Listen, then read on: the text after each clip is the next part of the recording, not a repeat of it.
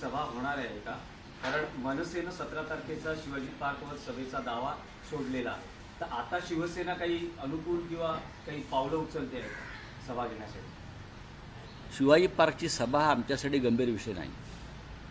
त्या सभेसाठी मनसेनं मागणी केली होती ती तारीख. आमचं असं म्हणणं होतं की हिंदुहृदय सम्राट बाळासाहेब ठाकरे यांचा स्मृतिदिन त्या दिवशी आहे. लाखो लोक त्या ठिकाणी येतील.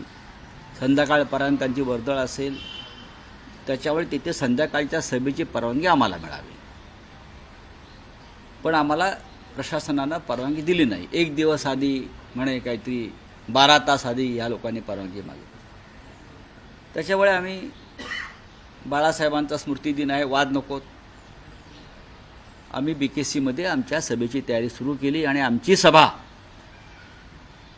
सांगता सभा जी आहे मुंबईतली सगळ्यात मोठी, ही 17 तारखेला सायंकाळी 6 वाजता माननीय उद्धव ठाकरे यांच्या प्रमुख उपस्थितीमध्ये BKCलाच होणार. शिवतीर्थावर आमची सभा आता होणार नाही. ज्या कोणाला करायची आहे ती करू द्या. सभा का रद्द झाली मला माहीत नाही. कोणीतरी असं मला सांगितलं की मनसे प्रमुखांची प्रकृती बिघडलेली आहे.